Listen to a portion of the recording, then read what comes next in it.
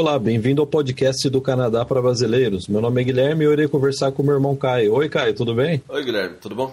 Tudo bom, Caio. O programa de hoje vai ser sobre intercâmbio e, na sequência, depois da gente conversar um pouco sobre intercâmbio, a gente vai responder a perguntas sobre, na maior parte das vezes, sobre imigração.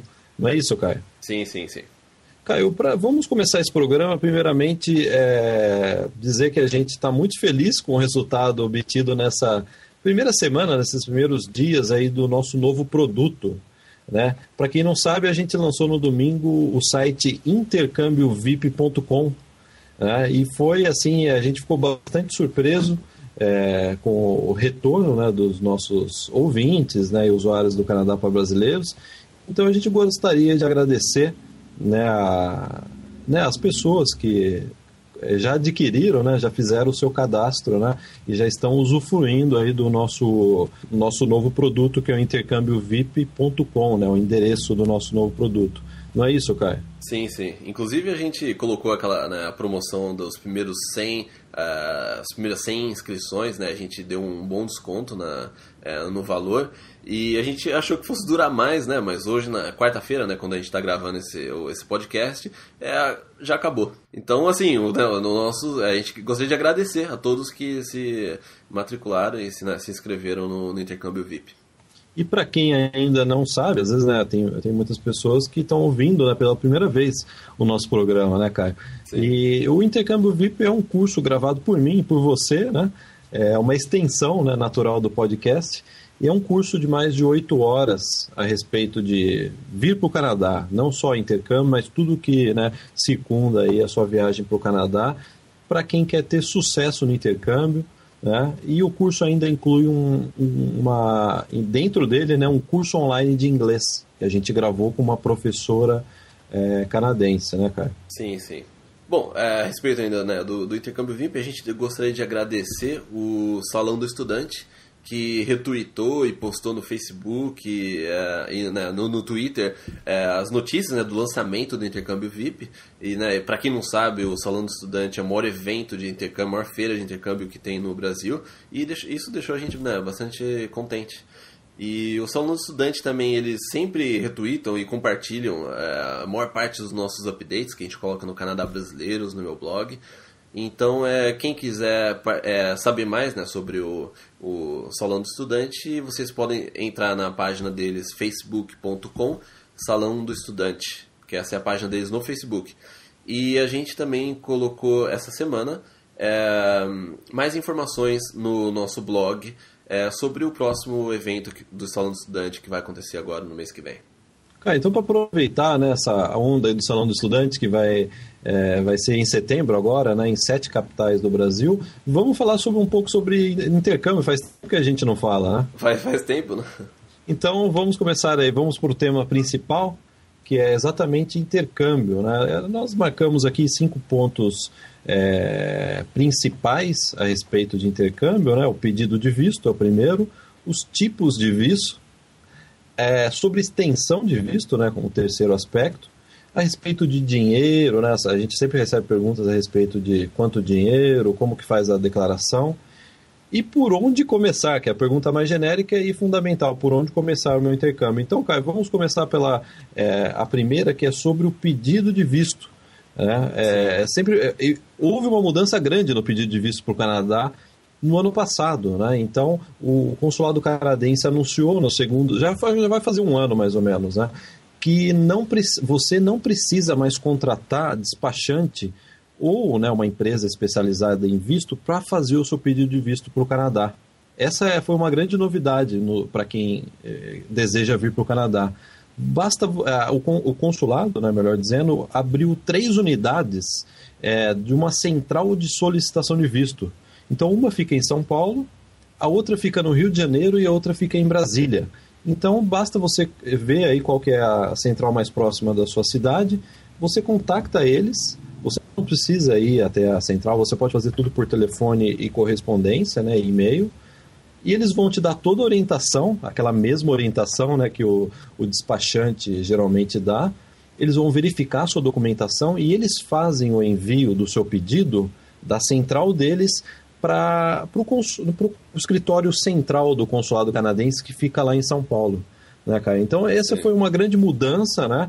Se você, quem tiver mais curiosidade, entra no site do Consulado Canadense em São Paulo, que tem até uma mensagem lá que eles não recomendam mais a nenhuma pessoa a contratar um serviço terceirizado, né? Um serviço de despachante. Sim, sim. Não, e tem uma história interessante, Guilherme, sobre a questão do despachante, que uma das escolas que a gente trabalha aqui em Vancouver, né, a VEC, a gente já trabalha com eles, né, faz 6, 7 anos. Então, no ano passado, quando eu fui, né, visitá-los, né, que a gente estava, né, tirando umas fotos e tal. Então, sempre quando eu vou lá, eu fico conversando um pouco com o dono, né, da VEC. Então, a gente fica sempre lá conversando, batendo um papo. E aí, né, conversa vai, conversa vem. E a gente tava falando sobre... Porque ele viaja bastante. Toda feira que tem no Brasil, ele vai na feira. Né, não só no Brasil, mas todos os países, né. Ele viaja o ano inteiro, né. E daí a gente tava falando sobre umas curiosidades, né, que ele acha interessante no Brasil, de comida, né, tudo. E daí, quando a gente tava falando mais sobre esse assunto escola, ele falou assim, tem uma coisa, Caio, né, que eu não entendo. O Brasil, ele falou assim, eu viajo o mundo inteiro, a gente sempre tá conversando esse negócio de visto e tal. O Brasil é o único país que trabalha com despachante. E ele falou até com sotaque, né, dele. Ele falou despachante, né, com o sotaque dele canadense. Então ele tava assim, né, curioso. Por que o Brasil é o único país no mundo aí que tem serviço de despachante? Quer dizer, é um intermediário que não faz mais sentido nesse novo sistema, né, que o consulado implementou, né? Inclusive, você contratando, né, o serviço aí que eles chamam de VAC, né, a sigla VAC, Central de Solicitação. É uma sigla em inglês, mas em português é a Central de Solicitação de Visto. Você contratando o serviço deles, você pode verificar online. Você recebe uma senha, você verifica online em qual estágio o seu pedido está no processo de avaliação e emissão do visto. Então, isso também é uma novidade aí para visto canadense, né? Você pode ir vigiando, né, em que etapa está o seu pedido de visto. Sim, sim. Caio, ainda falando sobre visto, né, vamos falar sobre os tipos de visto. As pessoas sempre ficam em dúvidas, né? Sempre ficam em dúvida. Existem 2 vistos básicos aí para intercâmbio, né? O residente temporário, né, e o study permit, ou permissão de estudos. Né? O residente temporário é para quem é aquele visto de 6 meses, né? Ele tem diversas variações, mas ele serve tanto para quem vem para fazer turismo ou para estudar inglês por até 6 meses, né? Ele tem uma validade menor, ele não permite você trabalhar no Canadá, ele não permite a você fazer um programa de estudo e trabalho ou uma faculdade ou pós. Esse visto é um visto simples. E tem o Study Permit, ou permissão de estudos, que irá permitir a você, né, fazer uma faculdade, um programa de estudo e trabalho, né, cara? Que seria o visto de estudante quando você tira no Brasil, né? São esses 2 tipos de visto. Então, assim, se você está vindo para um programa aí 4, 5 meses e você acha que você tem intenção, né, você acha que você quer ficar um pouco mais no Canadá, de repente você quer tentar um outro programa ou fazer um college, solicita o visto de estudante. Para não ter problema de quando você chegar aqui você não puder continuar os seus estudos, porque se você vem com visto de residente temporário, você não vai poder continuar os seus estudos por mais de 6 meses. Você pode até renovar o visto de residente temporário, mas você não vai poder estudar, você vai ser apenas um turista. Então, se você tem intenção, não seriamente você não precisa se matricular já do Brasil num curso maior que 6 meses, mas se você tem intenção de continuar no Canadá, depois do seu estudo e continuar estudando, não se esqueça de fazer o pedido do visto de estudante, que quando você chegar no Canadá, na sua imigração, na hora que você chegar aqui na fronteira, né, eles vão emitir para você a permissão de estudo. Sem dúvida nenhuma, cara, essa sua dica é muito importante, porque vira e mexe eu sempre recebo e-mail ou ligam no nosso escritório perguntando exatamente disso. Eu já estou aqui em Vancouver, eu estou em Toronto e eu quero continuar, gostei do Canadá, eu quero continuar. Aí eu sempre faço, a primeira pergunta que eu faço é qual é o visto né, que você veio. Não sei, né? Não sei. Eu não sei. Quer dizer, né, isso daí deveria ter sido informado para o estudante, né? Claro, o estudante não tem obrigação de saber, né? Se ele contratou, por exemplo, um serviço aí de uma agência, eles deveriam ter informado, mas isso acontece bastante, né? Então, às vezes eu peço até, me manda, escaneia o visto, né, no seu passaporte, né? Ou lê para mim o que está escrito, né? Sim. E geralmente, Caio, acontece que as pessoas que querem continuar aqui ou querem fazer uma faculdade, estender fazendo uma faculdade ou um programa de estudo de trabalho, geralmente eles vêm com esse visto de residente temporário que não permite, né, essa modalidade de estudo. Então fica essa dica aí, é muito importante, como o Caio disse, sair do Brasil com o visto correto, né, Caio? Sim, exatamente. Caio, aí outra pergunta também, a gente sempre recebe bastante no nosso escritório, que é sobre extensão de visto. Primeira pergunta mais comum é, geralmente quem ainda está no Brasil, eu vou poder estender esse meu visto quando eu estiver no Canadá? Sim, se você tem, como eu disse no tópico anterior, se você tem o visto de residente temporário, você pode estender, mas você vai estender ele como turista, você não vai poder estudar, né? Se você tiver com sua permissão de estudo, você vai poder estender a sua permissão se você tiver matriculado numa outra escola. Então você não pode simplesmente solicitar a extensão. Você tem que se matricular em uma outra escola, aí você adiciona a carta de aceitação desse novo curso e você anexa na sua documentação e envia a documentação para estender o visto. Quer dizer, o visto bom para você vir para o Canadá é a permissão de estudos, né? Sem dúvida. É o visto de estudante que vai te dar a permissão de estudo. Porque é que o outro visto de residente temporário, se você pode estender, mas você vai estender como turismo, né? Você pode justificar, não, agora eu estudei inglês e agora eu irei, né, passear pelo Canadá, e aí eles te dão mais alguns meses, né? Sim, mas vai ser só passeio, e você tem que justificar por que você quer passear, você tem que ter, né, o dinheiro também para, né, passear, tem que ter tudo, né? Então, e também você só vai poder passear, não vai poder estudar. E é possível mudar de visto, se eu estou com esse visto mais simples, eu mudar pro visto de permissão de estudos? É outra pergunta que a gente sempre recebe. Tá? Estando no Canadá, tecnicamente é possível, mas a gente não recomenda que você faça isso. É um processo mais complicado. Você tem que mandar a sua aplicação para fora. Se você estiver aqui com visto de estudante e você, com a permissão de estudo, e você quiser estender, o seu processo ele vai ser dentro do Canadá. Você vai mandar para Alberta, que é onde é a central de processamento deles de visto estudante. E então o processo é feito no Canadá, é muito mais simples. Se você quer alterar o status, né, que eles chamam de alteração de status, de um visto de residente temporário para um visto estudante, esse processo ele tem que ser feito fora do Canadá, então teria que ser em um consulado, provavelmente nos Estados Unidos, de Seattle, né, que é o mais comum aí para quem está em Vancouver. Então é um processo mais complicado, porque eles podem pedir para você enviar seu passaporte, aí você fica sem o passaporte, então não é bom você ficar sem o seu principal documento de viagem, né? Ou eles podem solicitar que você vá lá, ou você tem que ir para os Estados Unidos, né, e depois voltar. Então, assim, é um trabalho muito grande, é um trabalho sem... não faz sentido, entendeu? Então, por isso que a gente sempre fala que saia do Brasil com o visto correto, que vai evitar muita dor de cabeça para você. Se você vier com o visto errado, isso daí realmente vai dar um trabalho, além de envolver mais custo de você ir você ter que fazer esse processo por fora. Então, assim, sem contar na preocupação, né? É um processo um pouco mais chato. Quem tiver curiosidade sobre extensão de visto, no blog do Caio tem um artigo publicado recentemente sobre isso, e até tem alguns detalhes de como o pedido pode ser feito. Você pode escolher fazer por correio ou por online, né? Existe um sistema online de você fazer o seu pedido de extensão. Então, quem tiver mais curiosidade, eu estou aqui já no Canadá, né, cara? Como que eu vou estender meu visto? No seu blog, ou vai na busca do site, digita extensão de visto, né, que vai achar facilmente esse artigo. Sim. Caio, aí é outra questão, o quarto aspecto aí, né, a quarta pergunta mais feita a respeito de intercâmbio é com relação ao dinheiro.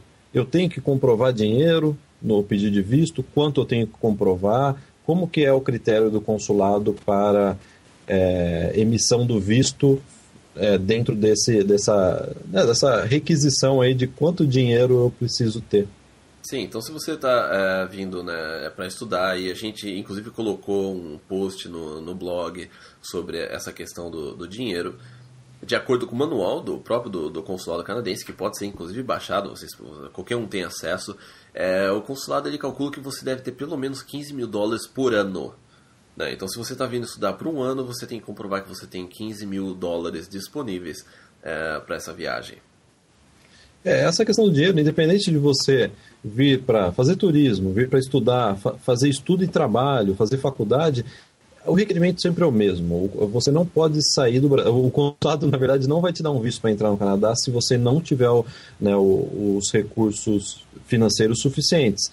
Aí fica uma dica também, né, cara? Se você não tem, que é muito comum a gente ver isso, você pode adicionar os seus pais ou responsáveis no pedido de visto, né, e eles declaram, dizendo que eles irão dar o suporte financeiro suficiente, né, necessário durante a viagem, e eu já vi, né, diversos pedidos de visto que são resolvidos, né, com essa possibilidade de incluir os pais. Sim, uma dúvida muito comum, assim, que a gente recebe com muita frequência, as pessoas, vamos supor, elas querem fazer um programa de estudo e trabalho, e elas acham que essa parte do trabalho pode ser comprovada como uma renda. Vamos supor, ele pode alegar aqui, não, eu vou trabalhar, eu estou indo para um programa de estudo e trabalho, eu vou trabalhar por 3 meses, então aquilo lá vai ajudar eu pagar minhas contas. O consulado não aceita isso, ele não aceita que esse trabalho ele vai ser utilizado como uma prova uma prova financeira.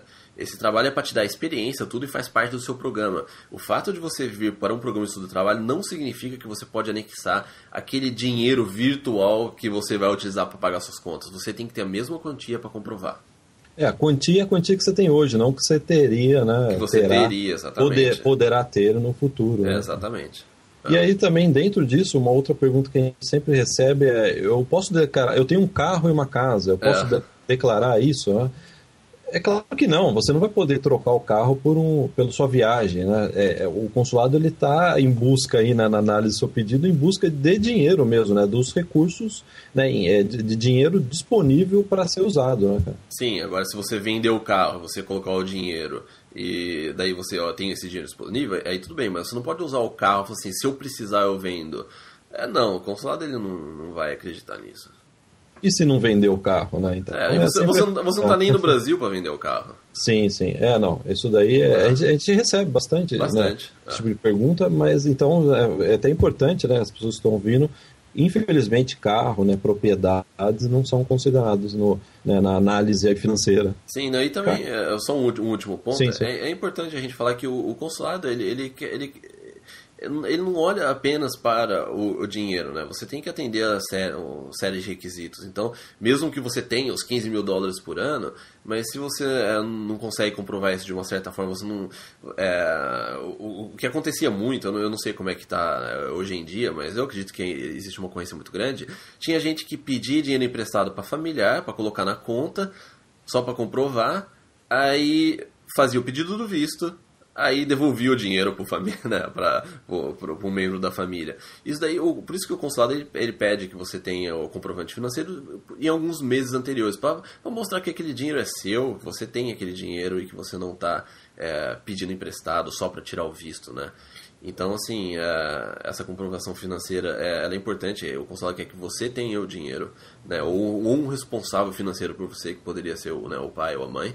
E, além disso, tem todo o perfil, o resto do perfil que você precisa demonstrar que você está apto, né, e que você atende aos requisitos do visto. Dentro disso, a gente também recebe bastante perguntas do tipo, eu não tenho dinheiro, mas o meu tio tem, ou o meu avô tem, eu posso colocar ele como financiador da viagem? A minha resposta, né, quando às vezes eu estou conversando no telefone, eu falo, o meu tio jamais me emprestaria dinheiro para fazer intercâmbio, né? Cabe a você convencer o consulado que, no caso, o seu tio, né, iria realmente te ajudar. Já tivemos um caso desse, que a pessoa justificou, conseguiu justificar isso, mostrando que o tio realmente fazia parte da vida, né, de suporte financeiro, não só na viagem, mas anteriormente, faculdade, né? A gente teve um caso que ela, inclusive, essa pessoa, ela anexou que o tio que pagava a faculdade dela no Brasil, que ajudava a pagar o seguro do carro. Então o tio ele tinha um papel muito importante na vida, né, dessa pessoa. Então sim, o tio era seria o recurso financeiro dela.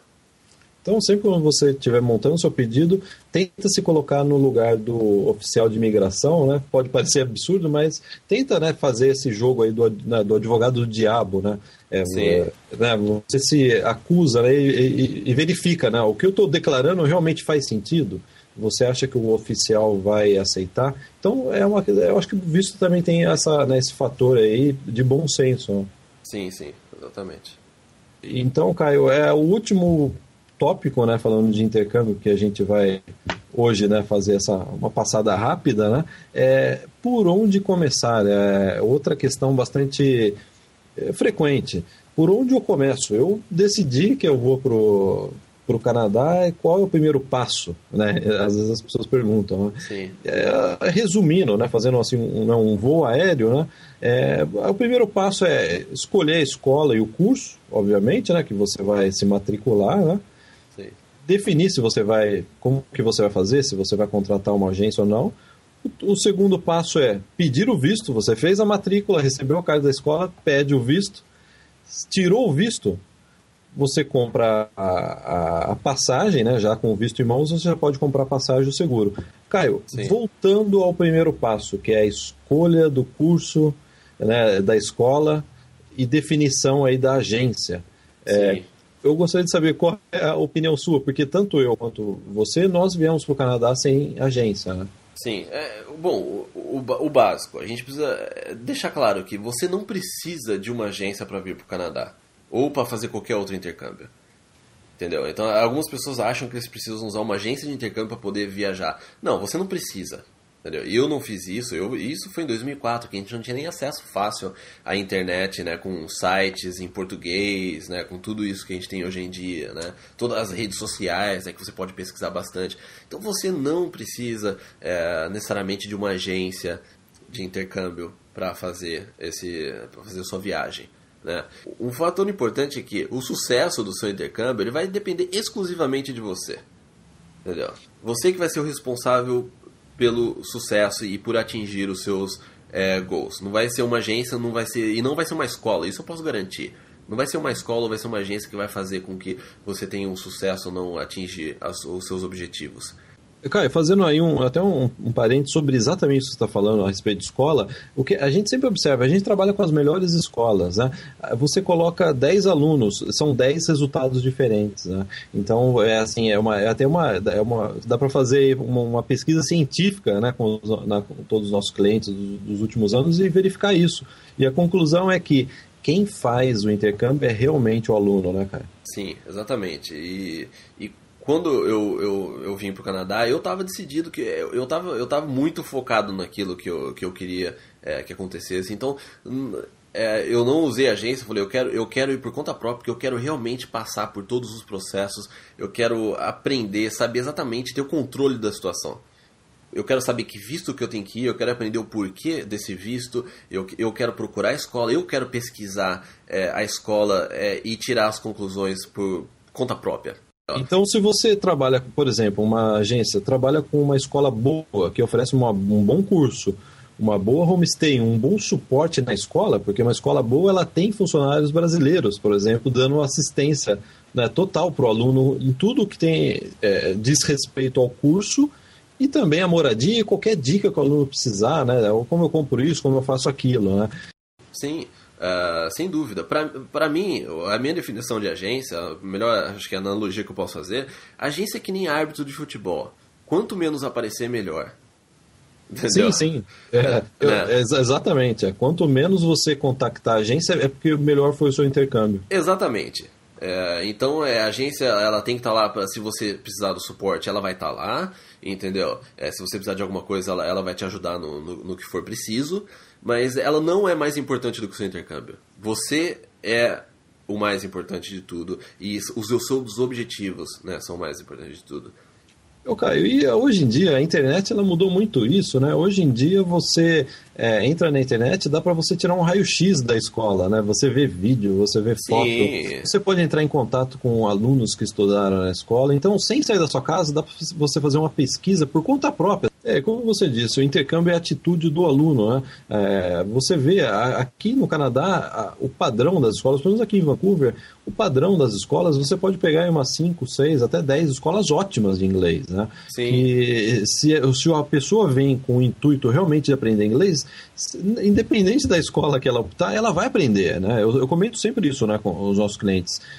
Você vindo com uma atitude positiva, né, e proativa, né? Não, eu vou vir, vou aprender mesmo, né, é o momento. Eu acho que ninguém vai te segurar, né? Você vai voltar para o Brasil com inglês bom, né, cara? Não, sim, Guilherme. E uma coisa que a gente ouve muito, né? Algumas pessoas elas ficam procurando sobre, eu quero estudar numa escola que tem pouco brasileiro, ou, né, de repente eles acham, né, uma escola que tem pouco brasileiro e acham, não, agora eu vou aprender inglês. Mas a gente já viu acontecer, né, diversas vezes, de alunos que foram em uma escola que não tinha brasileiro ou que tinha um número reduzido de brasileiros, mas que depois da aula eles saíam com um grupo de brasileiros, ia na boate com um grupo de brasileiros, né? Então aí fica difícil, porque dentro da escola, todas as escolas elas têm uma política de English only, né? Que você só pode falar inglês dentro da escola. Aí depois que você sai da escola, é aí que você tem que se policiar, ter uma postura diferente e realmente fazer o seu intercâmbio valer a pena, né? Porque se você vai para uma escola que, de repente, vamos usar um exemplo, uma escola que não tem brasileiro nenhum, né? Você fala, não, eu vou aprender inglês, não tem nenhum brasileiro, eu acho que vou sair daqui com inglês, né? Ótimo. Só que depois da aula você vai no parque com brasileiro, ou você, né, encontra com outros brasileiros, você fica o tempo todo falando com seus amigos no Brasil, né, pela internet. Bom, aí realmente né, é uma contradição, porque não vai fazer muito sentido você se preocupar tanto em estudar numa escola que tem pouco ou nenhum brasileiro. Então, assim, a minha opinião, o mais importante de tudo é a postura que você tem no seu intercâmbio a todo momento. Desde dentro da escola, que você não vai poder falar português de forma alguma, independente de qualquer coisa, dentro da escola e principalmente fora da escola. Não, sem dúvida, Caio. É exatamente nisso que a gente acredita, né? Foi assim que a gente veio aprender inglês. Já vimos muitos brasileiros, né, que obtiveram sucesso com esse mesmo foco e atitude, né? E o nosso curso, né, o Intercâmbio VIP, é exatamente com esse foco, né? Não, exatamente. E até, né, uma história, né, pessoal minha. Quando eu cheguei aqui no Canadá, eu fui encontrar com o primeiro brasileiro depois de um ano que eu já estava aqui. E foi assim, eu diria que por um acidente, né? Que eu descobri que tinha um amigo meu, que eu estudei 3 anos no colegial no Brasil, e que ele estava morando em Vancouver. E a gente se achou pela internet e tal, daí, né, a gente conversou e marcou, né? E foi a primeira vez que eu conversei com um brasileiro quando eu estava aqui, quando eu cheguei no Canadá.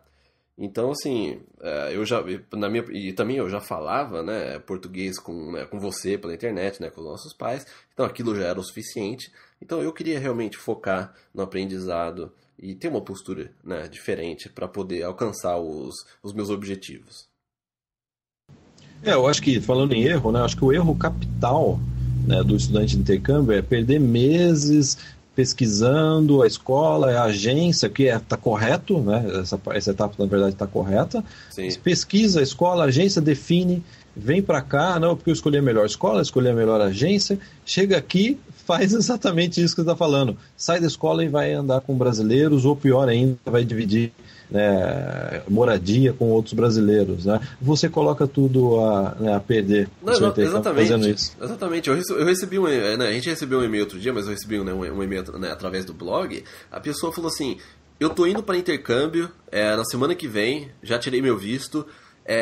Você poderia me informar onde que é a comunidade brasileira? Eu falei, eu respondi para você, falei, não, peraí, entendeu? Cancela o seu intercâmbio, cancela a escola, vem só para turismo. Se você está vindo no intercâmbio e você já está procurando a comunidade brasileira, você está praticamente anulando o seu intercâmbio.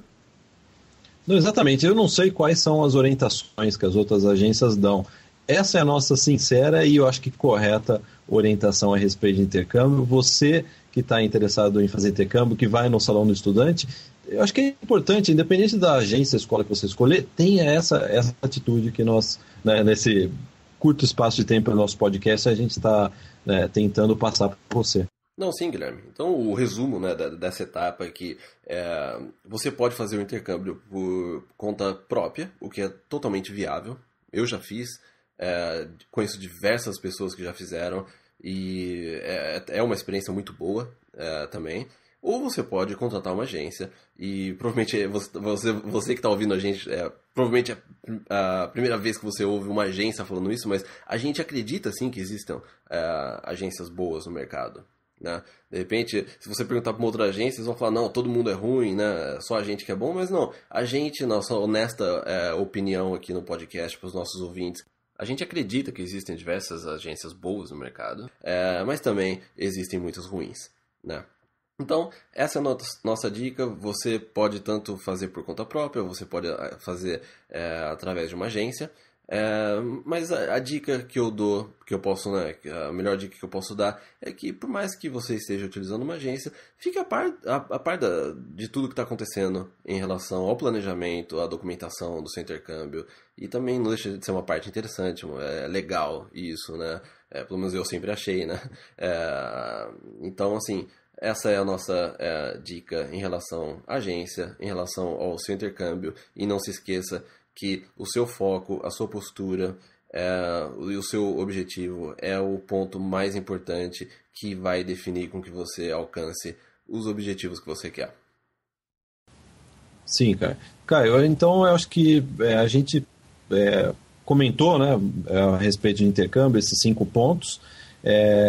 Dá vontade de continuar, né, conversando sobre isso. Ainda mais agora que a gente terminou, né, o intercâmbio VIP, que foram 9 horas, né, falando, né, dando as dicas, né, as melhores dicas que a gente podia ter de intercâmbio. Dicas e histórias pessoais. A gente conta muita história pessoal. Tem bastante história. História sua, minha. Caio, vamos então agora vamos fazer o serviço, né? Vamos parar de conversar e vamos ajudar as pessoas que nos escreveram, né? Se você tem alguma dúvida, né, e deseja que a gente responda no próximo podcast, basta mandar um e-mail para o atendimento@canadaparabrasileiros.com. Então, agora a gente vai responder, acho que 5, né? 5, 6 dúvidas, 5, 6... A gente selecionou aí. Às vezes tem dúvidas que são parecidas, né, cara? Às vezes você responde por e-mail e deixa as dúvidas que a gente vê que vão ser de interesse mais geral, né, para o podcast. Sim, sim. Então, peraí que eu sem querer eu apertei o botão errado aqui e saiu da página. Ok, voltou. Então, a primeiro ouvinte é a Rosimeire, Caio. Ela, infelizmente, ela teve um problema de visto negado. Ela mandou um e-mail para nós, ela estava um pouco chateada, ela teve o visto negado, né? E aí ela diz o seguinte, eu vou ler bem rapidamente, acabei de receber a notícia, tive o visto negado, e as justificativas do consulado foram: não tenho vínculos econômicos e sociais fortes com o Brasil, mesmo tendo um filho de 25 anos. Caio, qual é o seu comentário sobre essa primeira justificativa que o consulado deu para a Rosimeire para negar o visto dela? Bom, em relação ao vínculo, né, econômico, social, porque tem um outro ponto que ela falou no e-mail dela, que ela, né, inclusive se desligou do trabalho. Então, se você está aplicando com visto para o Canadá, ainda mais, eu não sei, eu acredito nessa situação que, né, eu vi hoje em dia, né, de desemprego, às vezes não é tão fácil arrumar um emprego. Então você pede demissão. Ela tem, né, 45 anos, ela pede demissão do emprego e o filho dela tem 25 anos, já é independente, né? Ou seja, não é um filho que realmente depende dela, ela né, de tudo. Não, o filho já tem, né, a própria vida, por mais que às vezes pode morar junto, mas já é maior de idade. Então, eu acredito que esses vínculos econômicos, sociais, o consulado ficou em dúvida em relação a isso, o fato de repente você já ter pedido, né, a demissão e você tem um filho que já é maior de idade, que não depende de você exclusivamente. Aí a Rosimeire, ela também pontua aí um segundo aspecto alegado pelo consulado. Ela diz: não tenho recursos suficientes para me manter no Canadá. mesmo tendo provado o dobro do solicitado pelo consulado. Eu não sei se no e-mail ela comentou alguma coisa que ela tá agora não está trabalhando, não está trabalhando no Brasil, não é isso, cara? É, sim, ela pediu desligamento. Mas aí a gente viu que, né, como a gente mencionou anteriormente, não basta você ter só o dinheiro, você tem que atender aos outros requisitos do consulado. Eu não tô falando... É muito difícil pra gente analisar, né, o caso dela, porque a gente não tem a documentação dela. Então não dá pra gente realmente ir ponto a ponto e falar assim, ó, isso. Mas, e mesmo porque a gente nem é oficial de imigração. Mas a questão do vínculo econômico e social, eu acho que pegou pelo social, e ela também não tem um vínculo com o emprego. E por mais que ela tenha, ela falou que ela tinha o dobro do dinheiro que precisava, mas mesmo assim eles negaram. Então aí a gente vê que não basta você ter só dinheiro, mas você tem que atender aos outros requisitos. E se o consulado falou que você não tinha dinheiro suficiente e você, no caso, né, nos informou que você tem dinheiro suficiente, inclusive o dobro, então, de repente, foi a forma com que foi comprovado. Né? Como a gente não tem acesso aos documentos, então não tem como a gente dizer. Mas, provavelmente, de repente, a forma com que você comprovou, ou extrato, ou se era algum tipo de poupança, ou bens, de repente o consulado ele não aceitou a sua comprovação financeira e não achou que você tinha a quantidade necessária. E aí até uma dica para a Rosemary, acesse o blog do Caio, dentro do Canadá para Brasileiros, que tem lá 2 artigos. Um é explicando a parte financeira, de justificar a parte financeira do pedido de visto, e outra é um outro segundo artigo sobre laços sociais, né, os laços sociais com o Brasil. Então, fica a nossa dica, é difícil, né, como a gente não tem acesso e também a gente não é oficial de imigração, claro, né, analisar o seu caso. Acho que talvez se você der uma lida lá, você vai entender um pouco melhor o que pode ter acontecido no seu pedido de visto. Sim, e a gente tem aquele outro post que foi de mais ou menos um mês atrás, que é sobre como reverter visto negado, que de repente Sim. você pode achar uma resposta para o seu caso lá. Sim. Então basta entrar então no meu blog, né? Só pra gente confirmar, é canadaparabrazleiros.com/blog, e você vai ter acesso a esses artigos. Ou às vezes, cara, quando eu tô atrás de um artigo no site e eu tô no Google, eu digito Canadá para brasileiros e uma palavra-chave, o Google também já vai direto pro... Sim. Também é uma dica aí porque a gente tem muito artigo, né? Sim, tem bastante. E, Caio, a segunda pergunta é do Marcelo. Ele diz que tem 40 anos, ele é formado em administração com mestrado em engenharia de produção e ele é professor. E aí ele diz até, o jeito que ele colocou é informal, né? Ele colocou, cara, estou com muita vontade de mandar para o Brasil. Realmente ele deve estar com vontade de vir aqui para o Canadá. Sim. E a pergunta, ele fala, sei que pode ser uma pergunta estúpida, mas quais são os passos iniciais que devo fazer? Sem dúvida nenhuma não é uma pergunta estúpida. Pelo contrário, o nosso trabalho é exatamente dar essa orientação, né? Sim, quais são os primeiros passos, né, que eu devo seguir? Ele está querendo sair do Brasil.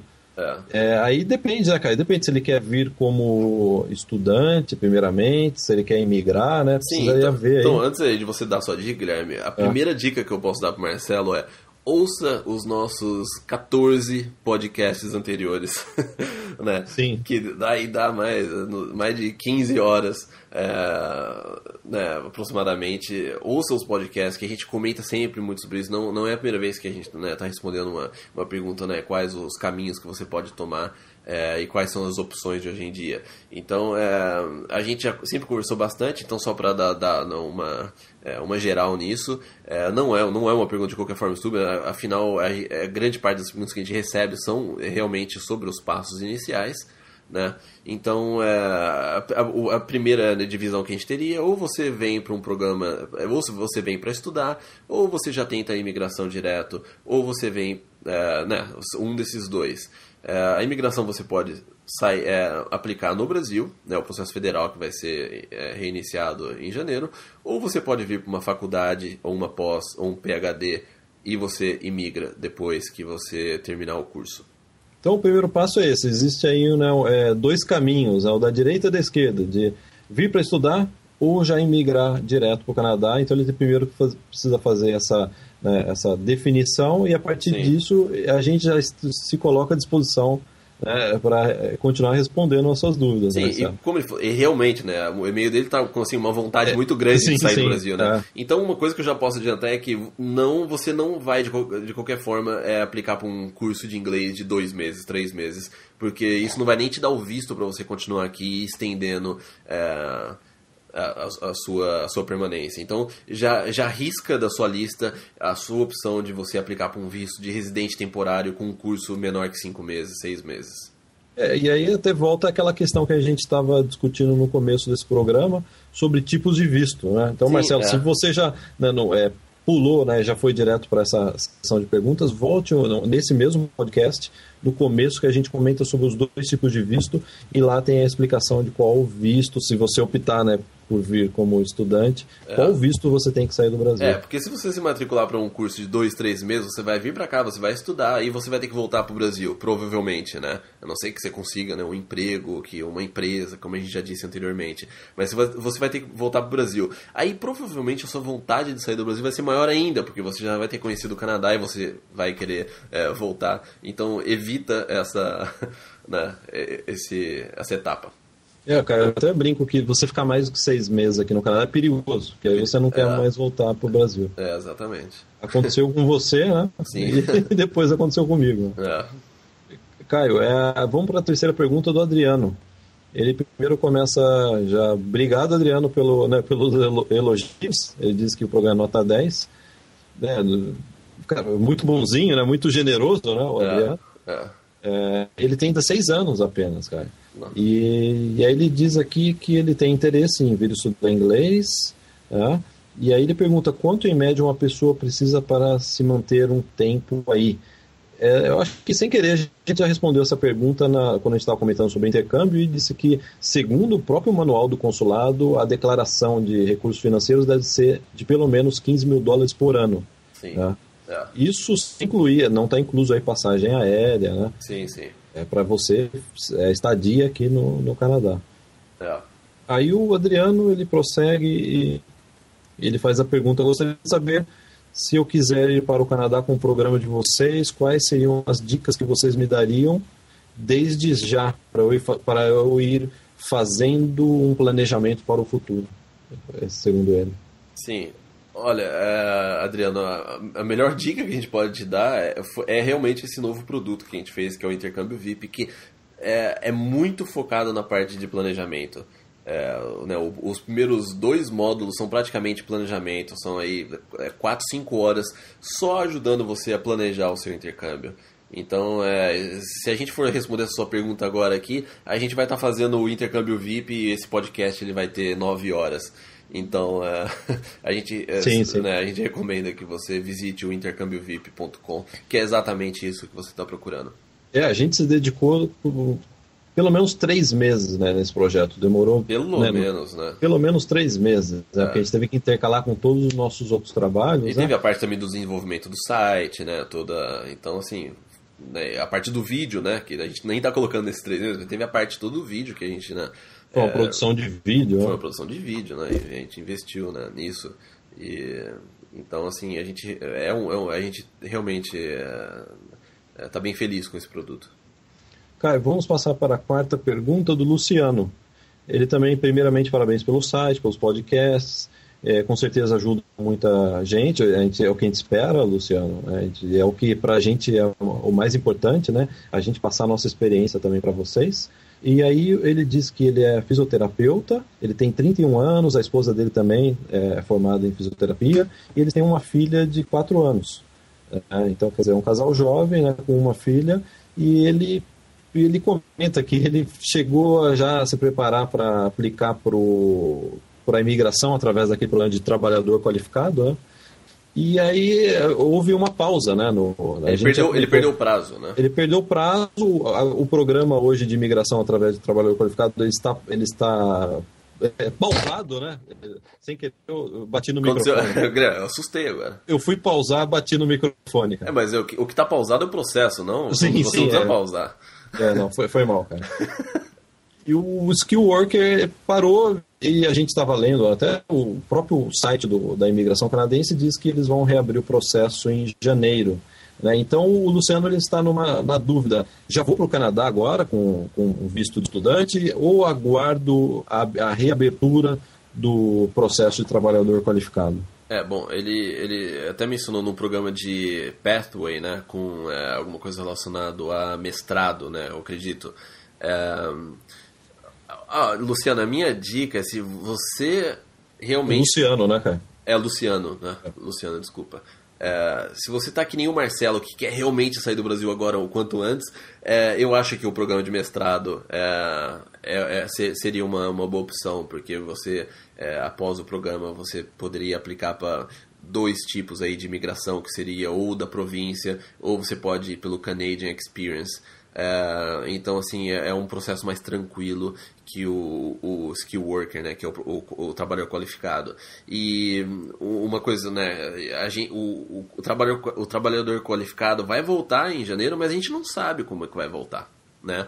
A gente não sabe se vai ter alguma regra aí que vai mudar, a gente não sabe os prazos, entendeu? Então, se você, vamos supor, você está esperando até reabrir em janeiro, que é o que eles estão falando, que vai, né, vai reabrir em janeiro, e o processo aí demora 2, 3 anos, então, assim, é uma coisa a longo prazo, né? Então, isso que você tem que colocar na sua cabeça, que vai ser uma coisa bem a longo prazo.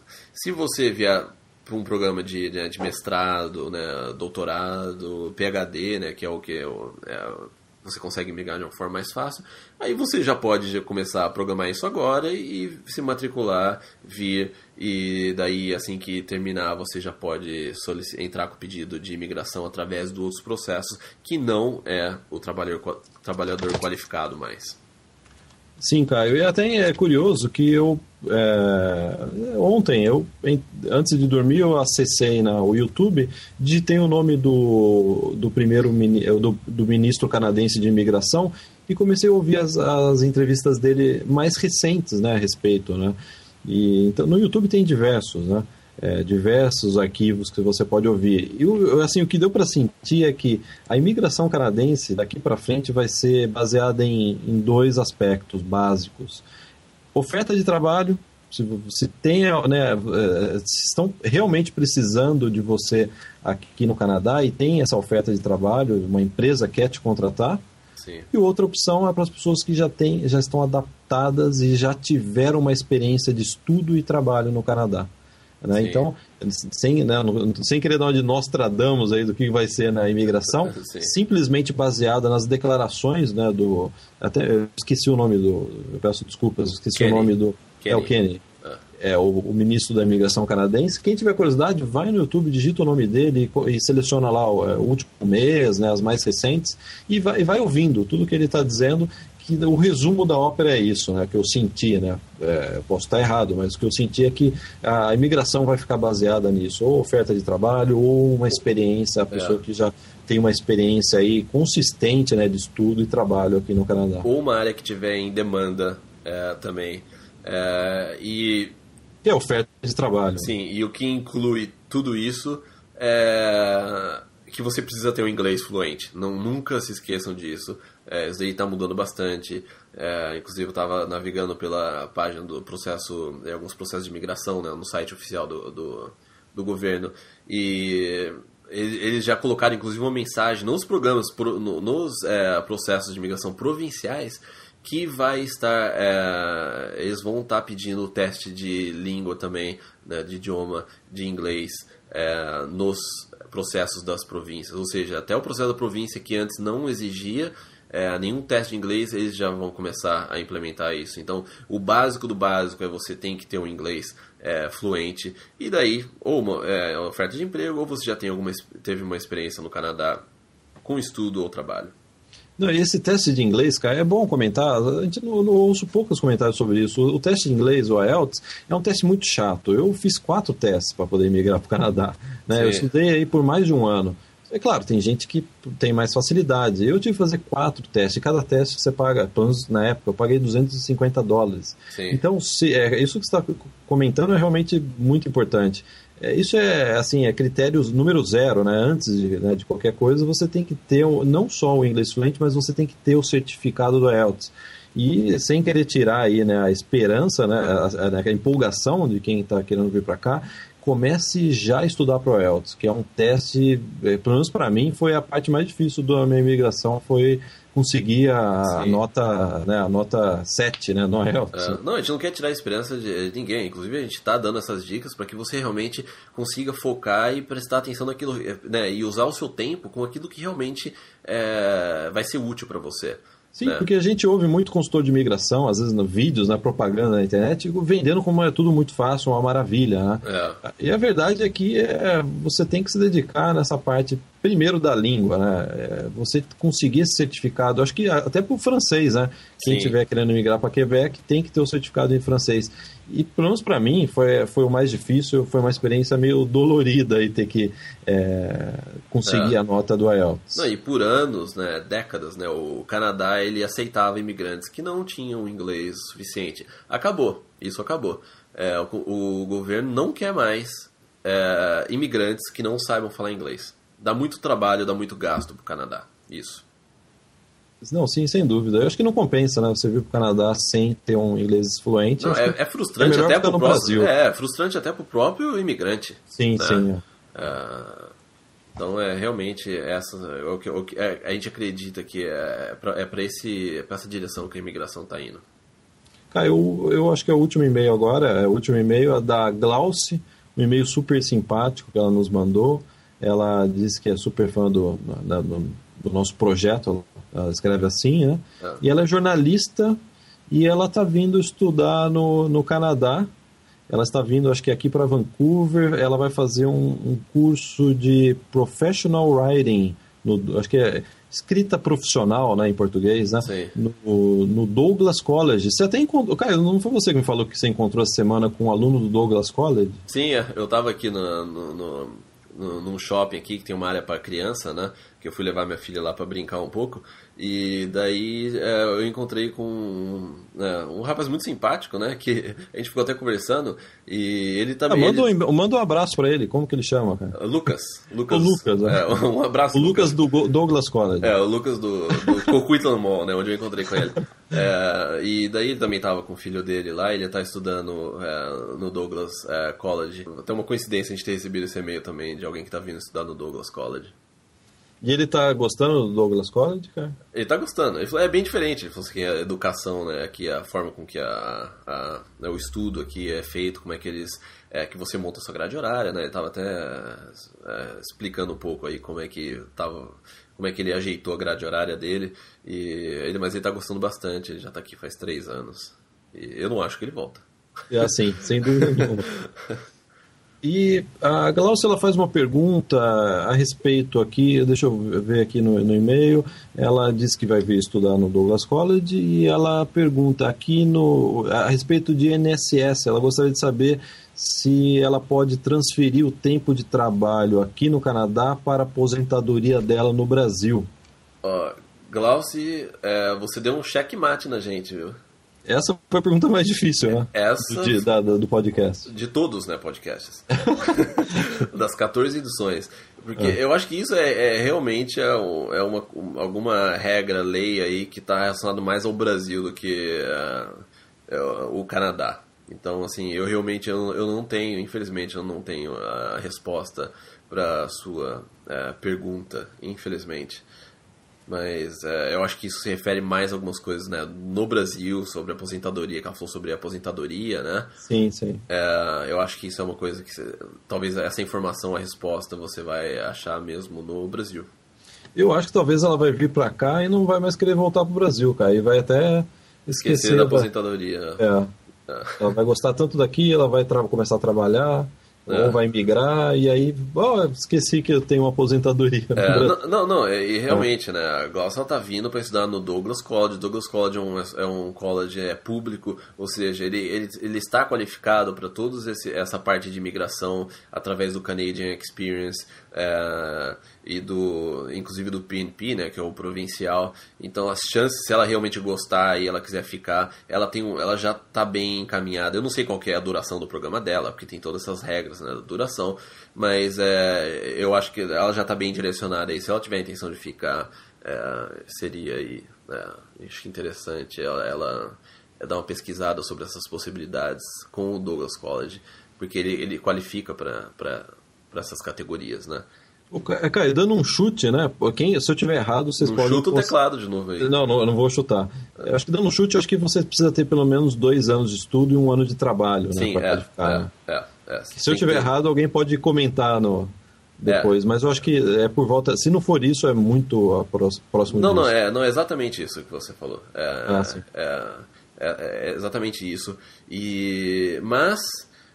a gente está falando do processo de migração. Vamos supor que esse curso que ela está fazendo seja mais curto, né? Mesmo que você, de repente, ele não qualifica você para esse processo de migração, mas ele vai te dar o Post-Graduation Work Permit, que é o visto de trabalho para você poder trabalhar legalmente depois que você se graduar, né? Então, de qualquer forma, ela vai poder ter uma experiência de trabalho no Canadá. E, inclusive, foi o que ela colocou no e-mail aí, que ela vai poder... tirar esse vídeo de trabalho. Então isso já é um fator muito bom já, né? Sim, sem dúvida. Glaucio, a gente deseja toda a sorte para você aqui, que você já veio de uma forma correta para um curso bom, que você use o máximo que você puder. Se tiver alguma dúvida, pode mandar mais um e-mail, a gente vai responder no próximo podcast, né? Sim. E tenha muita sorte e que você tenha muito sucesso aqui. Exatamente. Caio, então vamos encerrar. A Glaucio foi a última, né, a pergunta e mais um, mais difícil, né, do dia. Só uma aí. Então, assim, quem tiver uma resposta, né, sobre essa questão do INSS, nos mande um e-mail, né? Quem estiver ouvindo e souber alguma coisa sobre isso, nos mande um e-mail para o atendimento@canadapabrasileiros.com, que a gente pode compartilhar com a Glauci num outro podcast e inclusive ajudar outras pessoas também.